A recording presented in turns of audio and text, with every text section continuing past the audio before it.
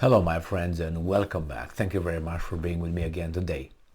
I will tell you straight that I do not think that the President of the United States of America, the elected President of the United States of America, has as much power as he should have under the Constitution.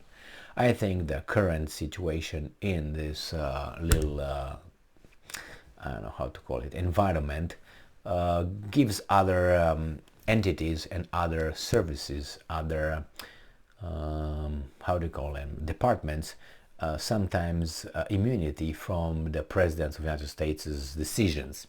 That means the President of the United States can't, the President of the United States of America can issue an order to, let's say, FBI, which is a department that is overseen by the President's office, right? It's a department underneath his little umbrella. He can give an order to those guys, and those guys can say, what? All right, or CIA, or the Pentagon. These three things that do not, I think, in my assessment, really listen to what the president says. They do their own thing, and the president is informed of whatever they did. Anyway, it's always good to have a pretense of a system that works. Why? For the little weasels in our society who would say, see, the system works. Now, it's good. I mean, it was very obvious when President Trump was, or former President Trump, was in charge and he said, hey, I want you to do that. And then you have the department saying, what? Okay, we'll do it. Okay, nothing happened.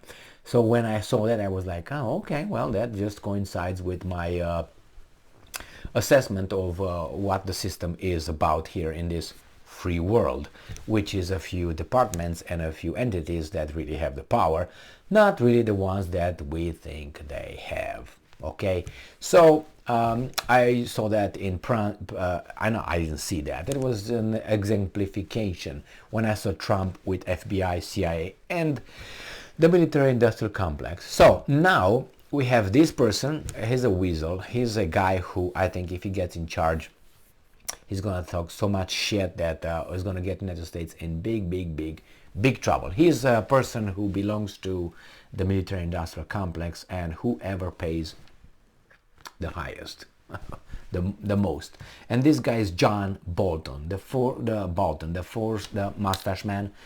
Not that guy, 1940s. No, this is the new one.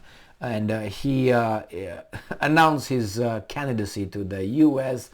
presidency. Okay, so he's going to be a candidate. I don't think he's going to have possibly any chances, but hey, you never know. I mean, Obama was elected, George W. Bush was elected, and Trump was elected, and the shuffling madness was elected, the semi-conscious Biden. So hey, what's going to be? But I don't think Bolton is going to be.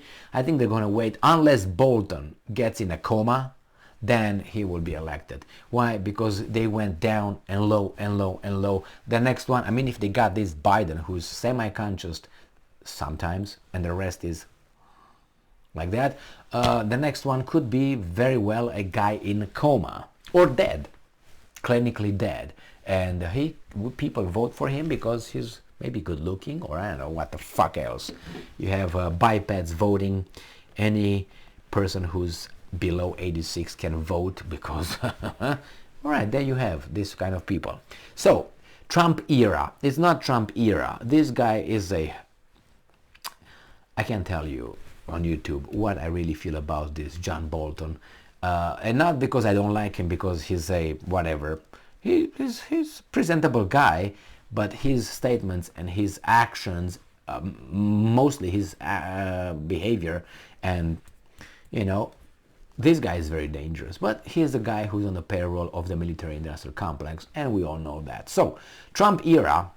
Security advisor Jonh Bolton says he's ready to announce his 2024 presidential candidacy. Okay, good for you. Good for you. You got about how many billions you need nowadays to be a candidate? Like 2 billion or something. You got them. I think you will. You will have them from Raytown, from Boeing, from Lockheed Martin. You're gonna have a lot of how do you call them? Campaign donations, they're called here in the United States. In other countries, they're called bribes. But hey, what do you want? I mean, we're not going to be tangled in semantics here, are we? Nah. Anyway, so let's go with this guy. So if you don't know who this guy is, now you know. All right, this guy. All right, this guy. We have here, and I'm quoting Mr. Bolton. I'm honored to try to use his English. I'd like to see Sherman-Quest statements from all the potential candidates.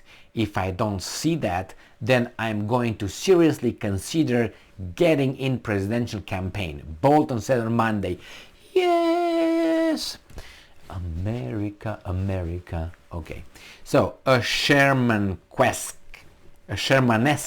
statement is political jargon for a direct statement by a potential candidate to announce that he will not run for a particular elected position. The term derives from General William Tecumseh Sherman, who declined to run for president in the 1884 presidential election, saying, "I will not accept if nominated, and I will not serve if elected." Okay, people then had character. Bolton out.